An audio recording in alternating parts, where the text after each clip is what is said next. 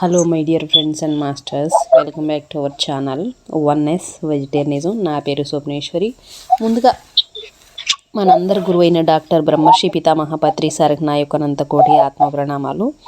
సత్యలోకవాసులకి, దివ్యలోకవాసులకి, మహాకరణ లోకవాసులకి, నక్షత్ర లోకవాసులకి, ఏంజల్స్కి, మహావతార్ బాబాజీకి, బుద్ధ భగవానుడికి, రామ్తా మాస్టర్ మహా ఉపాధ్యాయుడు, మాస్టర్ టీచర్, ఇమోటల్ గురువైన తండ్రికి నా యొక్క అనంత కోటి ఆత్మ ప్రణామాలు. ఈ వర్తమాన క్షణంలో విశ్వ చైతన్యానికి, సమస్త సృష్టికి, సృష్టిలో ఉన్న ప్రతి ఒక్క కాంతి మాస్టర్స్కి నా యొక్క అనంత కోటి ఆత్మ ప్రణామాలు మాస్టర్స్. మరి నా స్వయానికి అలాగే ఇప్పుడు మన ముందుకు రాబోతున్న మాస్టర్ ప్రొద్దుటూరు నుంచి జ్యోతి మేడం. రామ్త మహాసంకల్ప శక్తి బుక్ ఆ జ్ఞానం ద్వారా ఆ జ్ఞానాన్ని మనకు షేర్ చేయడానికి జ్యోతి మేడంకి సాధారణంగా వెల్కమ్ చేద్దాం. Madam welcome. Madam welcome to our session. Madam over to you madam. ముందుగా మన గురువు గారైన పితామహ పత్రి గారికి ఆత్మ ప్రణామాలు తెలుపుకుంటూ, అమ్మ పద్మాతకు ఆత్మ ప్రణామాలు తెలుపుకుంటూ, నా జ్ఞానాన్ని ఇచ్చిన గురువులందరికీ, నా తల్లిదండ్రులకు ఆత్మ ప్రణామాలు తెలుపుకుంటూ, మనకు ఈ జ్ఞానాన్ని అందిస్తున్న రామతాకి నాకు అవకాశం ఇచ్చిన స్వప్నేశ్వరి మేడానికి ఆత్మ ప్రణామాలు తెలుపుకుంటూ స్టార్ట్ చేసుకున్నాం ఫ్రెండ్స్. మనకు ఈ రోజు తెలుసుకునే జ్ఞానం, రామతా విజ్ఞానంలోని జ్ఞానాన్ని కొంచెం జ్ఞానంగా వీడియో తెలుసుకున్నాం. అంటే ఇక్కడ మాస్టర్ ఏమైనా అడుగుతున్నారంటే, ఈ జీవిత లక్ష్యం లేదా పరమార్థం అంటే ఏమిటి అని అడిగినప్పుడు, ఈ జీవిత లక్ష్యం లేదా పరమార్థం అంటే ఏమిటంటే, రామ్తా మాస్టర్ ఏం సమాధానం ఇస్తున్నారంటే, అంటే జీవిత పరమార్థం మనం అసలు భూమి మీదకి వచ్చి ఇది మన లక్ష్యం ఏంది, మన అసలు ఏంది పరమార్థం అంటే, ఇక్కడ రామ్తా మాస్టర్ చెప్పేది ఏంటంటే, భూమి మీద ప్రతి ఆత్మశకలము కూడా ఒక జీవాత్మ కూడా ఆనందంగా పరమానందంగా జీవించడమే జీవిత పరమార్థం అవుతుంది.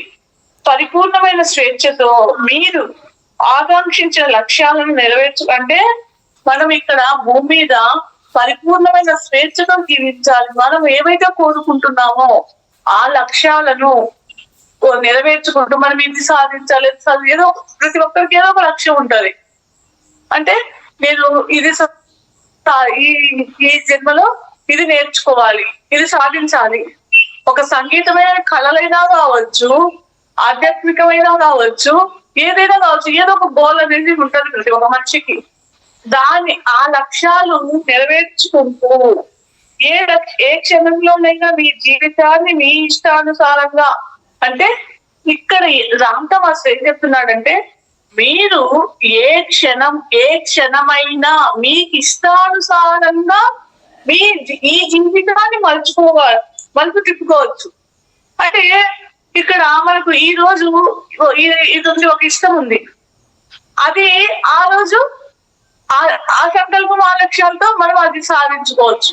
మనకి ఏ రోజుకు ఆ రోజు కొత్తదనంగా జీవించవచ్చు. ఆ లక్ష్యాలతో ఏ క్షణంలోనైనా మీ జీవితాన్ని మీ ఇష్టానుసారంగా మలుపు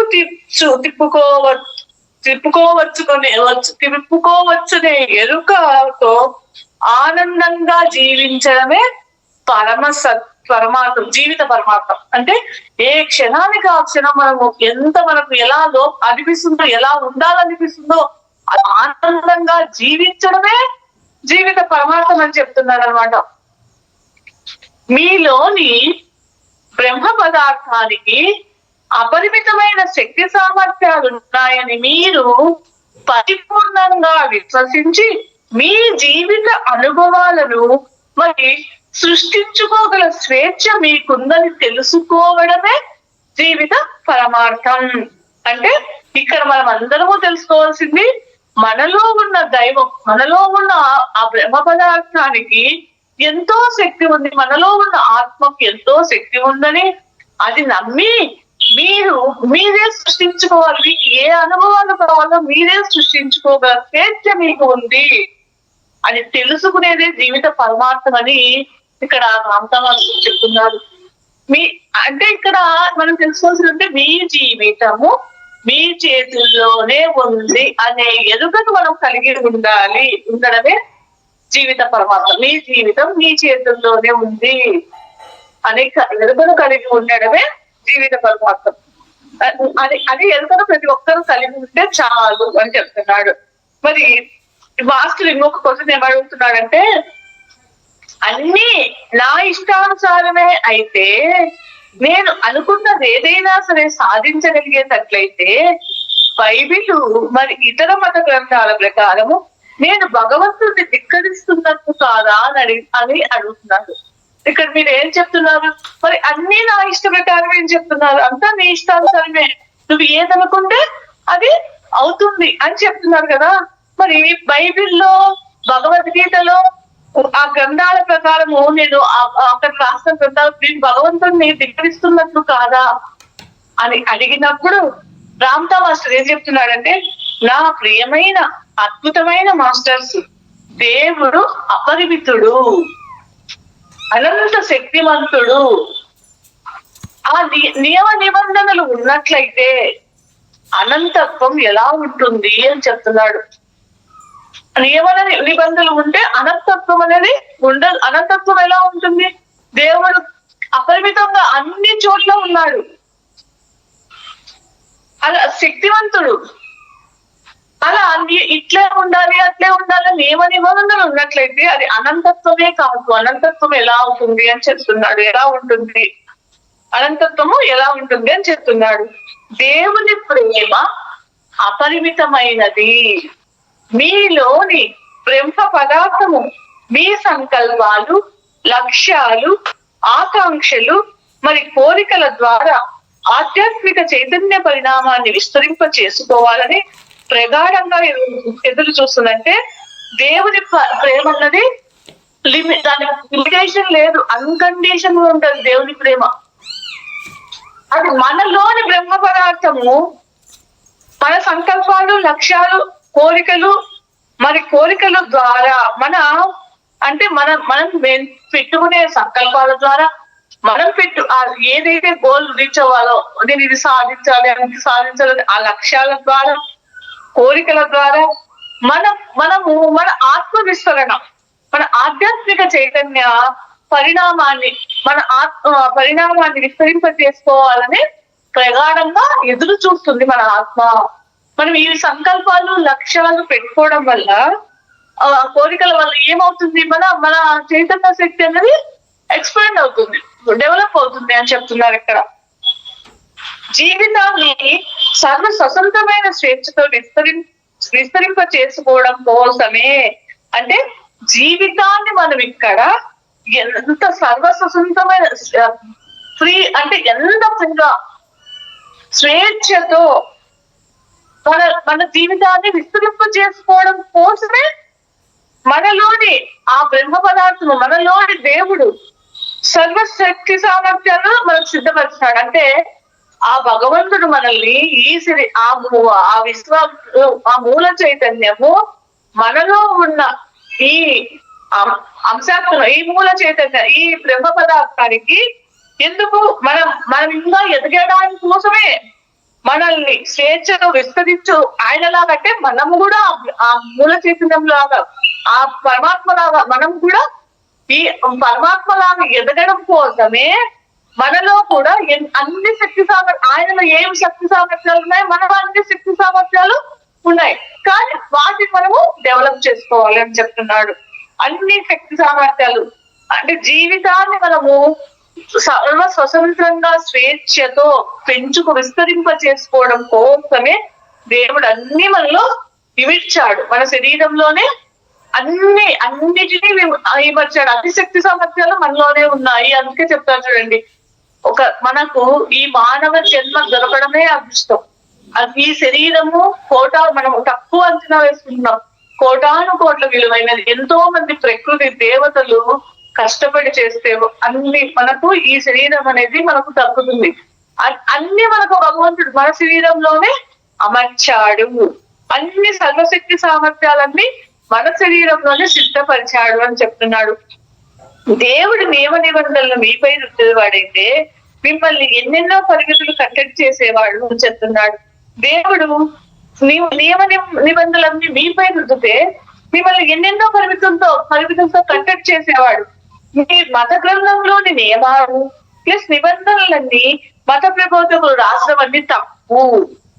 దేవుడు వాటిని చెప్పలేదు, విధించలేదు. అని చెప్తున్నాడు. ఇక్కడ మీ మీ మత గ్రంథాలలో ఉండే నియమాలు ఇట్లా ఉండాలి, అట్లా చేయాలి, ఇదే చేయాలి, ఈ పూజ చేయాలి, ఇట్లన్నీ ఉన్నాయి కదా. ఇవన్నీ ఈ నిబంధనలన్నీ మత ప్రబోధకులు రాసినవి తప్ప, అంటే వాళ్ళు అజ్ఞానంతో ఆ మత బోధకులు వాళ్ళ జ్ఞాన పరిధిని బట్టి వాళ్ళు రాసినవే తప్ప దేవుడు ఎక్కడ కూడా వాటిని ఇలాగే ఉండాలి అని ఇక్కడ ఉన్న ఏ మనిషికి రాయలేదు, విధించలేదు. ఏ మనిషికి కూడా నువ్వు ఇలాగే ఉండాలి, ఇట్లే జీవించాలి, ఇట్లా ఉంటేనే నువ్వు గొప్పవాడుతుంది అని ఆ నియమ నిబంధనలు ఏమీ పెట్టలేదు.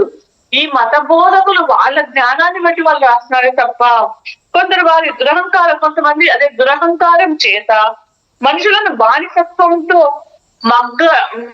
మగ్గేటట్లు చేయడం కోసం, అంటే ఇలా పెడితే మనుషులు బానిసత్వంతో మగ్గుతారని కొంతమంది దురహంకారంతో కోసం వారి అధికారాన్ని ప్లస్ అహంకారాన్ని నిలబెట్టుకోవడం కోసం ఈ నియమాలు ప్లస్ నిబంధనలు మత గ్రంథాల పేరుతో పొందుపరిచారు అని చెప్తున్నాడు.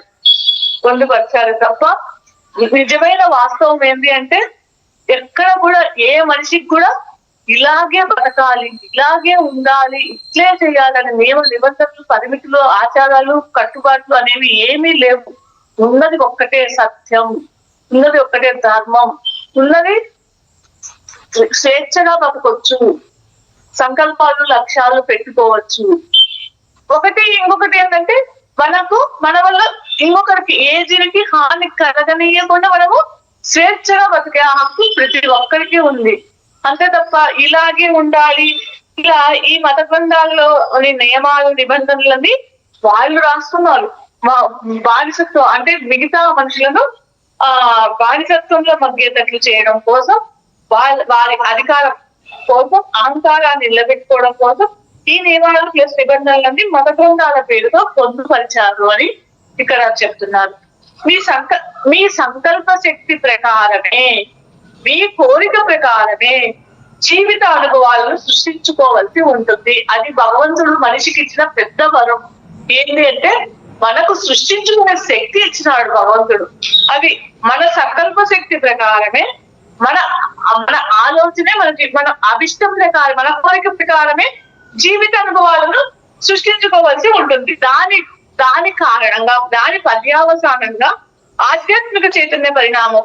అంటే ఎప్పుడైతే మనము తెలుసో తెలియకో మనం ఏదో ఒకటి ఆలోచిస్తుంటామో, మాట్లాడుతుంటామో, దాని వల్ల మన జీవిత అనుభవాలను సృష్టించుకుంటూ ఉంటాం. దాని వల్ల మనము ఆధ్యాత్మికంగా ఎదుగుతూ ఉంటాము అని చెప్తున్నాడు. దాని వల్ల ఆధ్యాత్మిక చైతన్య పరిణామాన్ని పొందవలసి ఉంటుంది అని చెప్తున్నాడు. జీవితం పట్ల మీ హోంవర్క్ ను ఈ జీవితంలో మన హోంవర్క్, ఎవరి హోంవర్క్ వాళ్ళు చేసుకోవాల్సిందే అని చెప్తున్నాడు. అంటే అందుకే కదా ఇక్కడ చెప్తున్నాడు, ఉద్ధరే ఆత్మాత్మ అనవ్ అంటే ఎవరిని వారే ఉద్ధరించుకోవాలి, పక్క వారు ఎవరిని ఉద్ధరించలేరు, మనల్ని మనమే ఉద్ధరించుకోవాలి. ఎవరి హోంవర్క్ వాళ్ళు చేసుకోవాల్సిందే అని చెప్తున్నాడు.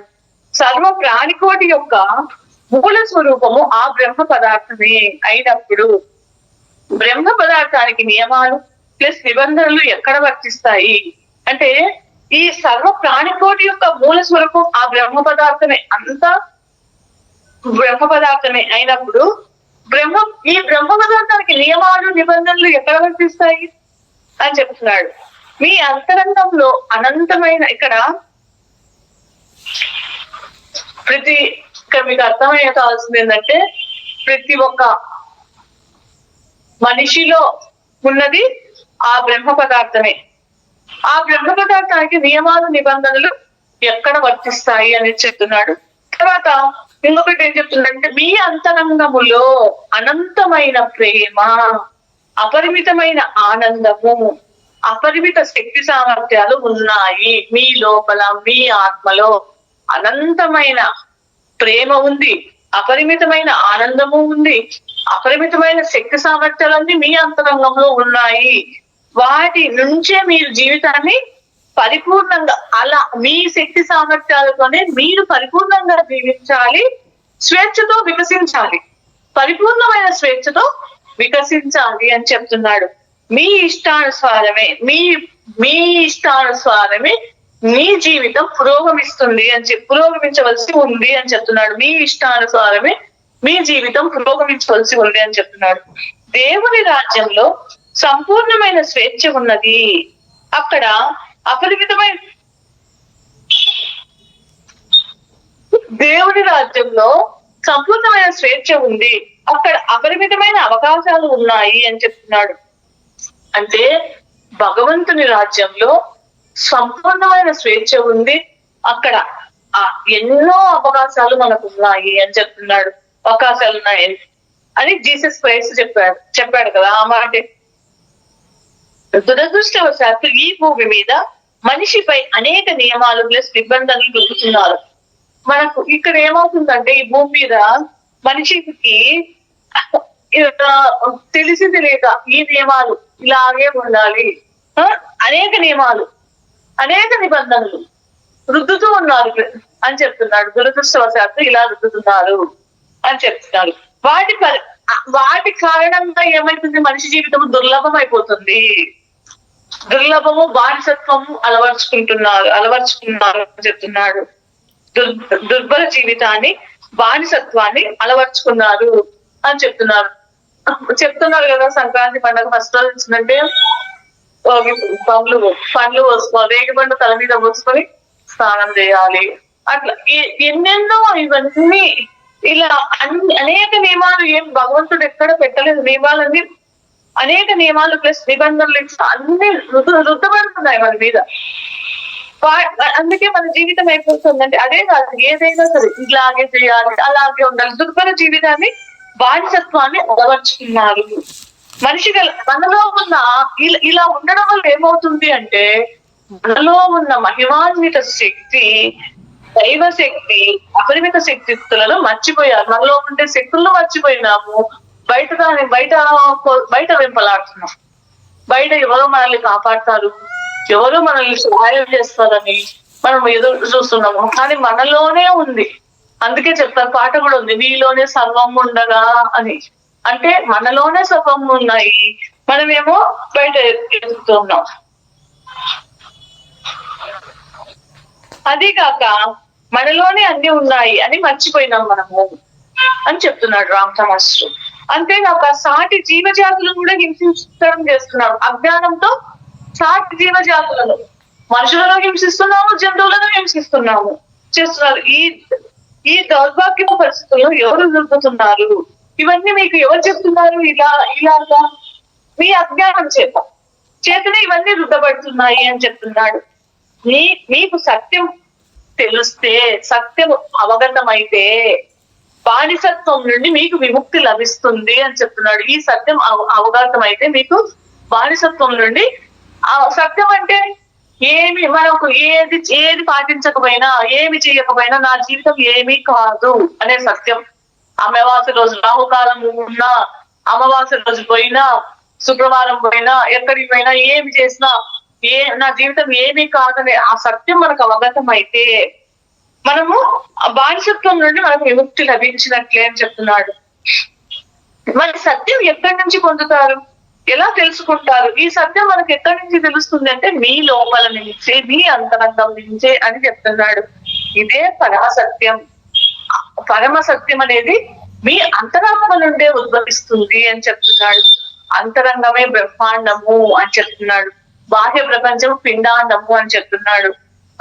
ఆత్మపరంగా ఏ మనిషి లేదా ఏ జీవాత్మ కూడా దుష్ట స్వభావంలో కలిగి ఉండడం జరగదు. అంటే ఆత్మపరంగా ఏ జీవాత్మ అయినా, ఏ మనిషి అయినా దుష్ట స్వభావం అనేది కలిగి ఉండరు. ఆత్మస్థాయిలో చెడు స్వభావం అనేదే ఉండదు. మంచి చెడు అనే జడ్జిమెంట్స్ ఇది మంచి, మనము క్యాల్కులేషన్ చేస్తుంటాం, ఇది మంచిది అది చెడ్డది. ఇవన్నీ ఎలా వస్తాయి? మన అహంకారం వల్లనే ఇవి కలుగుతాయి అని చెప్తున్నాడు. అహంకారమే అన్ని అనర్థాలకు మూలము. మనలో అహంకారమే అన్ని అనర్థాలకు మూలము అని చెప్తున్నాడు. అహంకారము జీవితంలోని అన్ని సంఘటనలను భౌతిక ప్రపంచంతో ముడిపెడుతుంది. అహంకారం అన్నది చాలా పరిమితమైనది అని చెప్తున్నాడు. ఆ అహంకారం వల్లే జీవితంలో అన్ని సంఘటనలను ముడిపెడుతుంది అనమాట. అది చాలా పరిమితమైనది. భూమి మీద లేదా మరో లోకంలో ఎక్కడైనా సరే ఆత్మలు తన సహజ స్వభావంను నిర్మాణాత్మకంగాను ఆత్మ చైతన్య పరిణామంతోనూ కలిగి ఉంటాయి. అంటే ఇక్కడ భూమి మీద లేదా మరో లోకంలో ఎక్కడైనా ఆత్మలు తమ సహజ స్వభావంను ఆ ఆత్మ శక్తి చైతన్య పరిణామంతో ఉంటాయి అన్నమాట. ఉంటాయి. అన్ని ఆత్మల్లోనూ ఉన్నది ఒకటే బ్రహ్మ పదార్థం. మంచి పరిస్థితులు లేదా చెడు పరిస్థితులు అనేవి అంటే ఈ మంచి చెడు అనేది మన ఆలోచన ధోరణిని బట్టి అనుగుణంగా ఆకర్షించుకుంటూ ఉంటాం. అంతే తప్ప పని కట్టుకొని ఏ ఆత్మ మీకు హాని తలపెట్టదు అని చెప్తున్నాడు. అంటే మన ఆలోచనతో మనం ఆకర్షిస్తున్నాము ఆ పరిస్థితులను అని చెప్తున్నాడు ఇక్కడ. మీ ఆలోచన ధోరణికి అనుగుణంగా ఆకర్షించబడుతుంటాయి మంచి పరిస్థితులైనా చెడు పరిస్థితులైనా. అంతే తప్ప పని కట్టుకొని ఏ ఆత్మ కూడా మీకు చెడు చేయాలనేది ఉండదు, హాని తలపెట్టదు. ఇక్కడ ఎవరు చూడండి, దీన్ని బట్టి మనం మారాల్సింది ఎవరు? మనము మారితే మన పరిస్థితులు మారుతాయి. మనం ఎంత పాజిటివ్ గా ఉంటామో మనం అట్లా ఆకర్షిస్తూ ఉంటాం. ఇక్కడ మాస్టర్ రాంతా మాస్టర్ ఏం చెప్తున్నాడు? ఏ ఆత్మ మీకేమి హాని చేయదు, హాని తలపెట్టదు ఏ ఆత్మ కూడా. ఎందుకంటే ఏ ఆత్మలో ప్రతి ఆత్మలో ఉన్న బ్రహ్మ పదార్థం, ప్రతి మనిషిలో ఉన్నది బ్రహ్మ పదార్థమే కదా. ఇప్పుడు మీరు ఏం చేస్తున్నారు? మీ ఆలోచన ధోరణి వల్ల ధోరణికి అనుగుణంగా అలాంటి వాళ్ళను ఆకర్షిస్తున్నారు అని చెప్తున్నాడు. ఈ లోకంలో మంచి చెడు రెండు ఉన్నాయని మీరు విశ్వసిస్తుంటే మంచి ప్లస్ చెడు అనేది మీ పట్ల సత్యమే అవుతుంది అని చెప్తున్నాడు. ఈ లోకంలో మీరు మంచి చెడు ఉన్నాయని మీరు నమ్మితే మంచి ప్లస్ చెడు అనేది మీ పట్ల సత్యమే అవుతుంది. కానీ అది ఇతరుల పట్ల సత్యం కాజాలదు. అది సత్యం కావచ్చాలదు. మీ విశ్వము మీ జీవితం పట్ల సత్యం అవుతుంది, కానీ ఏ ఇతర వ్యక్తి అది సత్యం అవ్వదు. అంటే నువ్వు నమ్మింది నీకు సత్యం అవుతారు, పక్కన వాళ్ళకి అది సత్యం అవ్వదు అని చెప్తున్నాడు. ఎవరి విశ్వాసము వారి జీవితం పట్ల ఎవరు నమ్మిన వాళ్ళకు సత్యం అవుతుంది. ఇప్పుడు నేను ఇది నమ్మినాను, ఈ జ్ఞానం నమ్మినాను, నాకు ఇది సత్యం అవుతుంది. ఇంకొకరు ఇది నమ్మరు, వాళ్ళకి సత్యం కాదు. ఎవరు నమ్మిన దాన్ని వాళ్ళకి అది సత్యం అవుతుంది.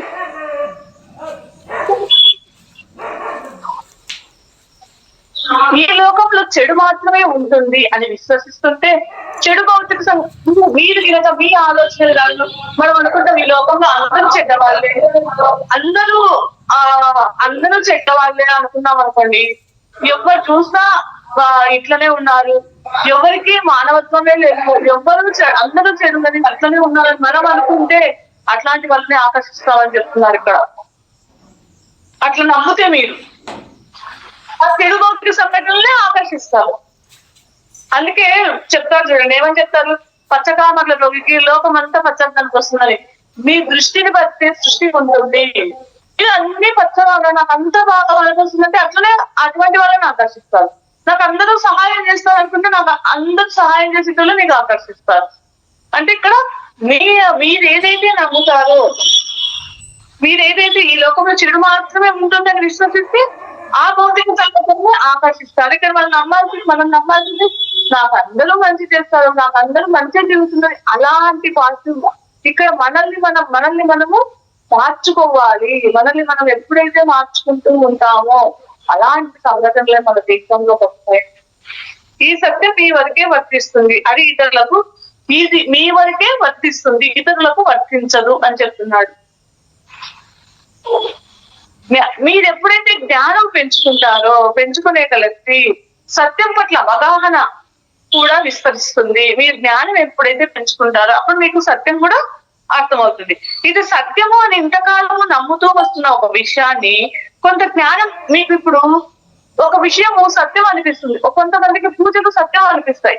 అది జ్ఞానం పెరిగిన తర్వాత అది అవసరం లేదనిపిస్తుంది.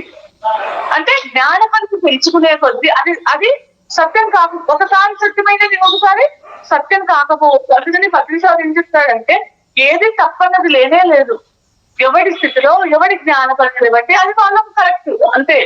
ఇప్పుడు దొంగతనం చేసే వ్యక్తి ఉన్నాడు, ఆ దొంగతనం చేసే వ్యక్తి ఆ దొంగతనం ఏం తప్పు కాదు, కానీ అతని జ్ఞానం పెరిగినప్పుడు అతను అది తప్పని తెలుసుకుంటాడు. ఇక్కడ అదే చెప్తున్నాడు. మనము జ్ఞానం పెరిగే కొద్దీ సత్యం పట్ల అవగాహన కూడా విస్తరిస్తుంది. ఇది సత్యం అని ఇంతకాలం నమ్ముతూ వస్తున్నారు విషయాన్ని మనం పూజలు సత్యము, పూజలు కరెక్ట్ మరి అని నమ్ముతూ వచ్చినాము. మన జ్ఞానం పెరిగే కొద్దీ కొంచెం జ్ఞానం పెరిగిన తర్వాత అప్పుడు అది అసత్యం అని మనకు అర్థమవుతుంది. అందుకే జ్ఞానం పెంచుకోవడము ఇక్కడ అత్యంత అవసరము. మనిషికి జ్ఞానమే ముఖ్యము, జ్ఞానం పెంచుకోవడమే అత్యవసరము అని చెప్తున్నాడు. జ్ఞానం పెరిగే కొద్దీ, మనలో జ్ఞానం పెరిగే కొద్దీ మన ఆలోచన విధానము, మన మాట తీరు అన్ని మారిపోతాయి. ఈ విశ్వంలో అఖండమైన మహాపరిసత్యాలు, ఈ విశ్వంలో ఎన్నో సత్యాలు ఇవ్వడి ఉన్నాయి, మహాపరిసత్యాలు ఇవ్వడి ఉన్నాయి అఖండమైన. వాటిని తెలుసుకోవడం, మనము ఎప్పటికప్పుడు ఆ మహాపరిసత్యాలను తెలుసుకునే దానికి నిరంతరము సాధన చేయాలి అని చెప్తున్నాడు. నిరంతర సాధన చేయాలి. ఈ విశ్వంలో అన్నిటికంటే గొప్ప సత్యము ఏమిటో మీకు తెలుసా? అన్నిటికంటే గొప్ప సత్యం ఏంటి అంటే ఇక్కడ మీరు మీ విశ్వంలో అన్నిటికంటే గొప్ప సత్యము మీరు దైవము, మీలో దైవం ఉంది, దైవ పదార్థం ఉంది అనేది, ఆ దైవ పదార్థం ఇవిడి ఉంది అనేదే గొప్ప సత్యం. మహాపరిసత్యము ఇదే అని చెప్తున్నాడు. అందుకనే రామతా మాస్టర్ మన ఆత్మకు ఏం చెప్తున్నాడంటే ఒక స్తోత్రం ఆలపిస్తున్నాడు. ఓ నా ప్రియాతి ప్రియమైన భగవత్ స్వరూపమా, అనంతకాలం నుండి నా అంతరంగంలో ఓ నిగూఢ రహస్యం వలె ఇమిడి ఉంటున్నావు. ఈ అహం కమ్ముకుంటున్నంత కాలం నీవు ఓ నిగూఢ రహస్యమే. ఈ వ్యక్తిగత ముసుగు తొడుగుతున్నంత కాలం నీవు ఓ నిగూఢ రహస్యమే. ఈ దేహాన్ని, ఈ జీవితాన్ని, ఈ సవాళ్లను ఇచ్చి నన్ను చైతన్య పరిణామం చెందిస్తున్నందుకు ప్రణామాలు, నీకు ప్రణామాలు, శతకోటి ప్రణామాలు. అట్లే అనుగాక తదాస్తు. మీరు అడగండి వాటిని పొందుతారు. అంటే మీకు ఏమి కావాలో అది అడగండి వాటిని పొందుతారు. కానీ మీరు మీ అంతరంగ ప్రపంచాన్ని ఏమి అడుగుతున్నారు, లేదా మీ ప్రాంతంలో ఏమి అడుగుతున్నారు అంటే, మీరు ఇక్కడ మాస్టర్స్ ఏం చెప్తున్నారంటే మీ లోపల మీ అంతరంగాన్ని అడిగినదే మీరు మీరు ఏదైతే అడుగుతారో అది ఇవ్వబడుతుంది. అందుకే జీసస్ క్రైస్ట్ మాస్టర్ ఏం చెప్తారంటే అడగండి ఇవ్వబడుతుంది అని చెప్తారు. మీరేదైతే మీరు మీ ప్రార్థనలో ఏంటి అడుగుతున్నారు, మీ సమస్యలు కష్టాలన్నీ అక్కడ ఏకరువు పెడుతున్నారు. అవునా? అంటే మీరు అక్కడ మీరు ఏమనుకుంటారు, కూర్చుని గతం అంతా గుర్తు తెచ్చుకొని మీ సమస్యలన్నీ మీ అంతరంగానికి గుర్తు తెచ్చుకుని బాధపడుతూ ఉంటారు. అక్కడ ఏం జరుగుతూ ఉంటుంది? గుర్తు తెచ్చుకుని బాధపడుతున్నప్పుడు మీ సమస్యలన్నీ మీరు గుర్తు ఎరకబరుస్తున్నారు. ఇంకా నాకు అది కావాలి అని ఎరక పెడుతున్నారు. అవునా? అంటే మీరు ఇక్కడ సమస్యలు కష్టాలన్నీ కావాలని అడుగుతున్నారు, ఆ సమస్యలు కష్టాలనే మీరు పొందుతున్నారు. అందుకని ఇక్కడ రామతా మాస్టర్ నిన్ను మనకు చెప్పారు, గతాన్ని పూర్తిగా దగ్గరికి వర్తమానంలో జీవించండి, వర్తమానమే భవిష్యత్తు అని చెప్పారు, వర్తమానమే బహుమానము అని చెప్పారు అనమాట. అందుకని ఇక్కడ మీరు ఏమి అడుగుతున్నారు, మీ కష్టాలు, మీ సమస్యలు కష్టాలన్నింటినీ ఇక్కడ ఏకరువు పెడుతున్నారు. అవునా? అంటే మీరు ఇక్కడ సమస్యలు కష్టాలు కావాలని అడుగుతున్నారు, ఆ సమస్యల్లో కష్టాలనే పొందుతున్నారు అని చెప్తున్నారు. కానీ మీరు అడగవలసింది మీరు ఏమి అడగాలి, అడగవలసింది ఏమిటి? కష్టాలు సమస్యలనే అడుగుతూ ఉంటారా? మీరు ఎవరిని ప్రార్థిస్తున్నారు? దేవుడు ఎక్కడ ఉన్నాడు? మీరు అడగవలసింది సమస్యలకు పరిష్కారం, కష్టాల నుండి విముక్తి, పరిష్కారాలు మరి సుఖాల గురించి ఊహాశక్తితో కలలు కనండి అని చెప్తున్నారు. మనం అడగవలసింది ఇక్కడ మన సమస్యలకు పరిష్కారం అడగాల. ఆ సమస్యలకు పరిష్కారం ఎట్లా అడగాలి? నేను ఆనందంగా జీవిస్తున్నాను అని ఇక్కడ లోపల ఉన్న మన ఆ దైవానికి చెప్పుకోవాలి. ఇట్లా ఉండాలి, అట్లా ఉండాలంటే వాళ్ళు చెప్తారన్నమాట. అట్లా ఈ వర్తమానంలో ఏది కోరుకుంటున్నారో దాన్ని మాత్రమే, మీకు ఏదైతే కోరుకుంటున్నారో దాన్ని మాత్రమే కలలు కనండి, సమస్యలు కష్టాల గురించి కలలు కనవద్దు అని చెప్తున్నాడు. మీ అంతరంగంలోని దేవుడిని, ఆ బ్రహ్మ పదార్థాన్ని ప్రార్థిస్తున్నారు. అపరిమిత శక్తి సామర్థ్యాలు గల బ్రహ్మ మీలో ఇమిడి ఉంటున్నప్పుడు బాహ్యంగా ఏమని ఎక్కడ వెతుకుతారు? మీ లోపల ఆ భగవంతుడు, మీ అంతరంగంలోని దేవుణ్ణి, ఆ బ్రహ్మ పదార్థాన్ని ప్రార్థిస్తున్నారు మీరు. ఆ అపరిమిత శక్తి సామర్థ్యాలు గల బ్రహ్మ మీలోనే ఇమిడి ఉన్నాడు. బాహ్యంగా ఎక్కడ వెతుకుతారు మీరు? మీరు తప్పనిసరిగా ఇవన్నీ పాటించాలి. ఏమని మీరు ఇక్కడ మాస్టర్స్ రామతావాసులు కొన్ని పాయింట్లు ఇచ్చినాడు మనకి ఇక్కడ. ఆ పాయింట్లన్నీ మనము తప్పనిసరిగా పాటించాలి అని చెప్తున్నాడు. ఆ పాయింట్లు ఏంటంటే, ఫస్ట్ పాయింట్ వచ్చి నిర్దిష్టంగా స్పష్టంగా ముందు మనకు ఏదైతే కావాలో, ఏది కోరుకుంటున్నారో, ఏది కావాలనుకుంటున్నారో తెలుసుకోవాలి. ఫస్ట్ ముందు మనకు గందరగోళం ఉంటది. ఆ గందరగోళం నుంచి మీకు ఒక 5 సమస్యలు ఉన్నాయి. ఇప్పుడు 5 సమస్యల్లో ఫస్ట్ ఎక్కువ ఉండే మిమ్మల్ని బాధించే సమస్య ఏది అని మీరు ముందు చూసుకోవాలి అని చెప్తున్నాడు. చూసుకోవాలి. మీరు ఏదైతే అది స్పష్టంగా మీరు ఏదైతే కోరుకుంటున్నారో తెలుసుకోండి అని చెప్తున్నాడు. తర్వాత రెండో పాయింట్, ఫస్ట్ ముందు తెలుసుకోవాల్సింది, ఫస్ట్ నిన్ను బాధిస్తున్నది ఆ సమస్య మీదే ధ్యాస పెట్టాలి. తెలుసుకోండి ముందు, అది తెలుసుకోండి. 5 సమస్యల్లో నన్ను బాధ పెడుతున్నది ఏంటి, ఫస్ట్ అది తెలుసుకోండి అని చెప్తున్నాడు. తర్వాత మీరు వాంఛిస్తున్న దాన్ని ఇప్పటికే, అంటే మీరు ఏదైతే కోరుకుంటున్నారో దాని నుంచి బయటపడి మీరు ఎంత ఆనందంగా ఉండాలని కోరుకుంటున్నారో ఆ జీవిత అనుభవాలను పొందినట్లు, అది బయటపడినట్లు, ఆ సమస్య నుంచి బయటపడినట్లు మీరు కలలు కనండి అని చెప్తున్నాడు. ఇక థర్డ్ పాయింట్ ఏంటంటే, ఊహాశక్తి ప్లస్ ఎమోషన్స్ అంటే భావోద్రేకాలు ప్లస్ ఫీలింగ్స్, స్పందన. ఆ భావోద్రేక స్పందన వస్తుంది మనలో. ఆ స్పందనలు ఆ అంతర్గత ప్రపంచంపై పరిపూర్ణ విశ్వాసాన్ని కలిగి ఉండడం. ఫస్ట్ మళ్ళా మీరు ఆ ఊహించుకొని దానికి భావోద్రేకాలను, ఆ భావోద్రేకాల వల్ల వచ్చే స్పందనలను మీ అంతరంగ గమనిస్తూ ఉంటే మీకేమైనా లోపల మీ అంతరంగ ప్రపంచంపై మీరు పరిపూర్ణ విశ్వాసాన్ని కలిగి ఉండాలి. నాకు ఇస్తుంది, నా లోపల అంతరాత్మ నాకు తెచ్చి ఇస్తుంది అనేది కలిగి ఉండాలన్నమాట. ఆ ఫలితం కోసం అది అలా చేసి, నాకు ఏదైనా సరే నాకు ఒక కోరిక ఉంది, అది వచ్చినట్లు ఎంతో ఆనందంగా ఉన్నట్లు ఆ ఫీలింగ్స్ ఎమోషన్స్ యాడ్ చేయాలి. ఎమోషన్స్ ప్లస్ ఫీలింగ్స్ లో యాడ్ చేయాలి. అక్కడ చేసి అక్కడ అంతరంగం ప్రపంచమే పరిపూర్ణ విశ్వాసాన్ని కలిగి ఉండాలి. నాకు ఖచ్చితంగా జరుగుతుందనే విశ్వాసాన్ని కలిగి ఉండి ఫలితం కోసం ఆతృతగా ఎదురు చూడకూడదు. నిశ్చింతగా ఉండాలి. ఎప్పుడైనా దాని వస్తుందని నిశ్చింతగా ఉండాలి అని చెప్తున్నాడు ఇక్కడ. తర్వాత ఏం చెప్తున్నాడంటే, ఫలితం కోసం ఆతృతతో ఆందోళనతో ఎదురు చూడకండి. దీని వల్ల ఏమవుతుందంటే మీకు అసహనము, కోపము కలుగుతాయి. దాని పర్యావసానంగా మీరు వివేకాన్ని కోల్పోతారు.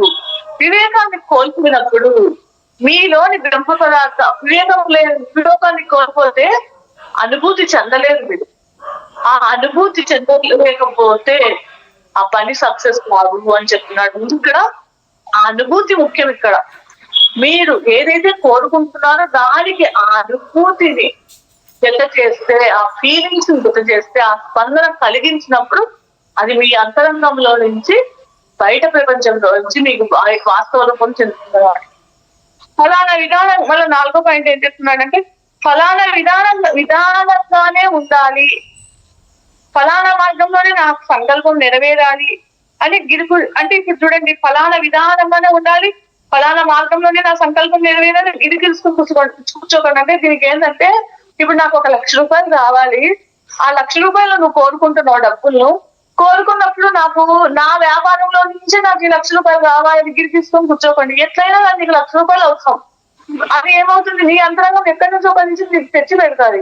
అంతే తప్ప నాకు దీంట్లో నుంచే రావాలని అట్లా కిరిగీసుకొని కూర్చోకండి అని చెప్తున్నాడు ఇక్కడ. కిరిగీసుకొని కూర్చోకండి అని చెప్తున్నాడు.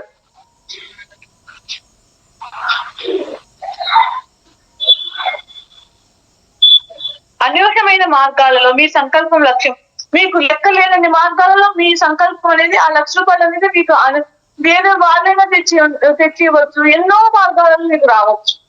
అంతేగాని నాకు ఇక్కడి నుంచే రావాలనేది అట్లా గిరిగీసుకొని కూర్చోకండి అని చెప్తున్నాడు. తర్వాత మా మాస్టర్ ఇంకొక క్వశ్చన్ ఏమడుగుతున్నారంటే, నా సంకల్పాలు లక్ష్యాలలో నేను ఎన్నో సంకల్పాలు పెట్టుకుంటున్నాను, దాంట్లో ఆ లక్ష్యాలలో కొన్ని మాత్రమే నెరవేరుతున్నాయి, మిగతావి ఎందుకు నెరవేరడం లేదు? ఇది అందరికీ క్వశ్చనే. సంకల్పాలు పెట్టుకుంటున్నాం, కొన్ని జరుగుతున్నాయి, కొన్ని జరగడం లేదు అని అడిగినప్పుడు రామ్తా మాస్టర్ ఏం చెప్తున్నాడంటే, మీరు కోరుకున్న వాటిని, ఆ సంకల్పాలు లక్ష్యాలు పరిపూర్ణంగా ప్రేమించడం లేదు. ఆ సంకల్పాలను కూడా మనం పరిపూర్ణంగా ప్రేమించడం లేదు. ఆ మీరు వాంఛించే భౌతిక సంఘటనలు పరిపూర్ణమైన ఆనందంతో, పరిపూర్ణమైన ప్రేమతో, ఊహాశక్తితో కలలు కంటున్నారు. ఇప్పుడు మీరు ఒక కోరిక కోరుకుంటున్నారు, కానీ మీరు ప్రేమించి దాంతో అలా కలలు కంటున్నారా, అలా ఊహించుకుంటున్నారా, ఆనందంతో ఊహించుకుంటున్నారా, పరిపూర్ణమైన ప్రేమతో ఊహాశక్తితో కలలు కంటున్నారా, అది చెక్ చేసుకోమంటున్నాడు. మీ కళల్లో ప్రేమ ప్లస్ ఆనందము విశ్వాసము ఉండాలి, నెరవేరుతుందనే ధీమా ఉండాలి. ఇది చాలా అత్యవసరము అని చెప్తున్నాడు. ఈ విషయం మర్చిపోకండి అని చెప్తున్నాడు. మీ కళలలో ఫీలింగ్స్ ప్లస్ ఎమోషన్స్ చాలా ముఖ్యము. ఫలితం కోసం ఎదురు చూడకుండా ప్రశాంతంగా ఉండండి. ఇది సృష్టి శాస్త్రము. ఎప్పటికీ ఇది సృష్టి నియమం, సృష్టి శాస్త్రము. ఇది ఎప్పటికీ విఫలం కాదు. మీ నుండి ఒక సంకల్పము వెలువడిందంటే దానిని నెరవేర్చే శక్తి సామర్థ్యాలు మీ అంతరంగంలో ఇమిడి ఉన్నాయని అర్థం. మీ లోపల నుంచి ఒక సంకల్పం వచ్చిందంటే దాన్ని నెరవేర్చే శక్తి సామర్థ్యాలు మీలోనే ఉన్నాయి అని అర్థం, ఇమిడి ఉన్నాయని అర్థం.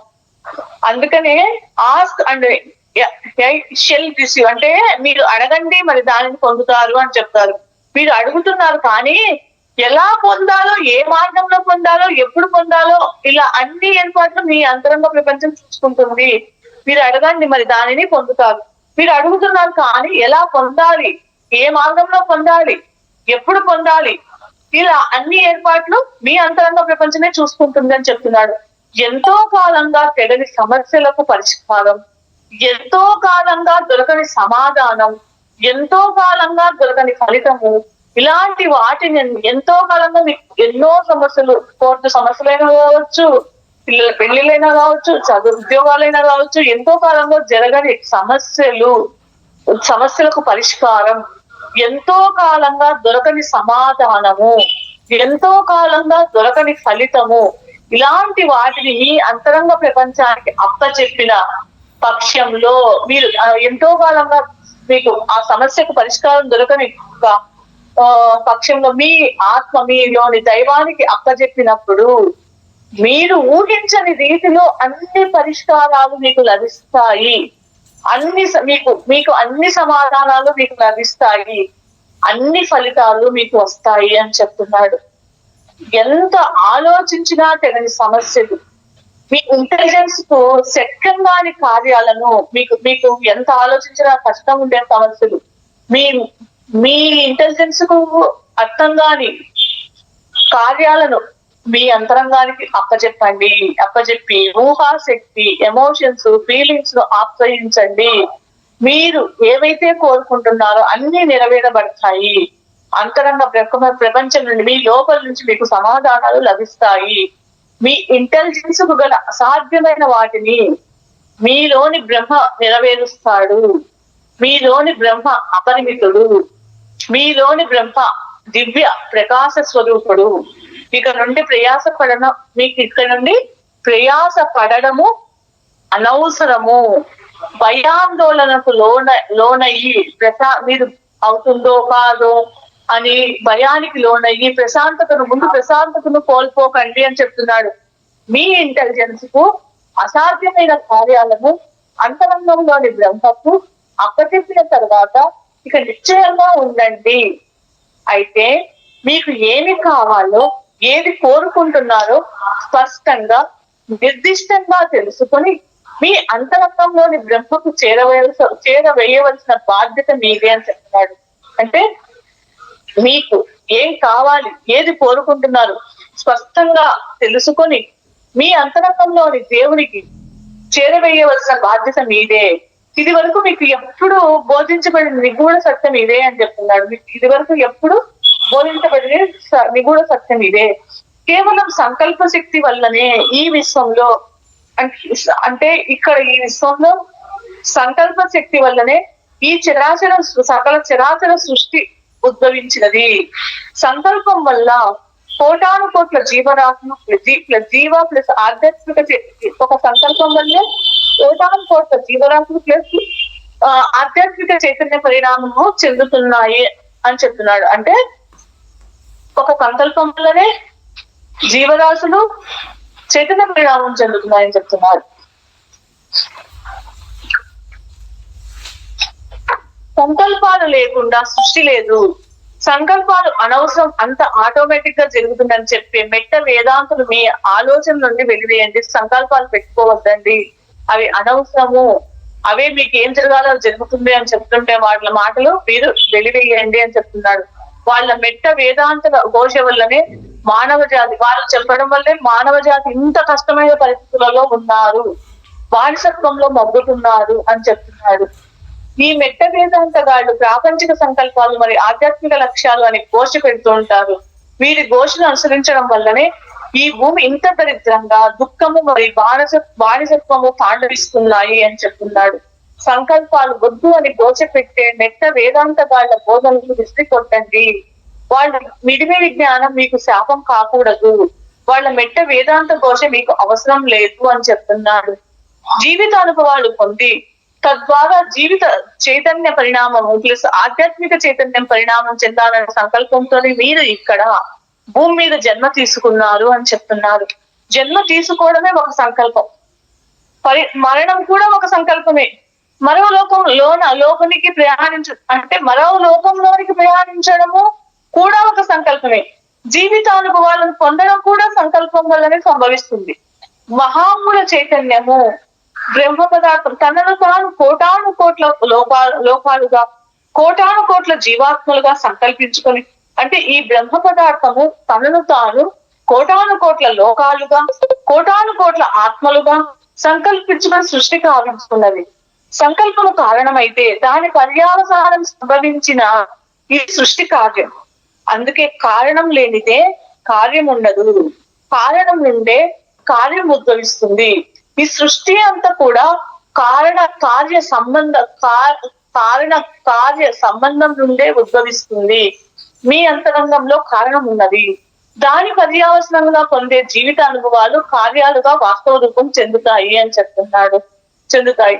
ప్రాథమిక వాస్తవము అంతరంగ ప్రపంచంలో ఉంటే దాని పర్యావసానాలు భౌతిక సంఘటనలుగా బాహ్య ప్రపంచంలో వాస్తవ రూపం చెందడమే ద్వితీయ వాస్తవము అని చెప్తున్నాడు. ప్రాథమిక వాస్తవం నుండి ద్వితీయ వాస్తవము ఉద్భవిస్తుంది. సంకల్పించేవాడు మరి వాటిని వాస్తవ రూపము చెందించే సృష్టి ఉండేవాడు ఇద్దరు ఒకటే అని చెప్తున్నాడు.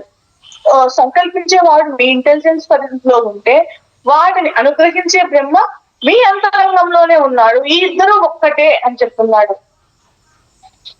మిగతాది రేపు తెలుసుకుందాం ఫ్రెండ్స్. ఒక 5 నిమిషాలు ధ్యానం చేద్దాం, ప్రశాంతంగా కూర్చుందాం. ఉచ్ఛ్వాస నిశ్వాస శ్వాసనే గమనిద్దాం. గమనిస్తూ మనకి రామ్తా మాస్టర్ ఏదైతే చెప్పాడో ఆ జ్ఞానాన్ని మనము ఒక్కసారి గుర్తు చేసుకుందాం ఫ్రెండ్స్. అద్భుతమైన ధ్యానాన్ని చేస్తున్నాం.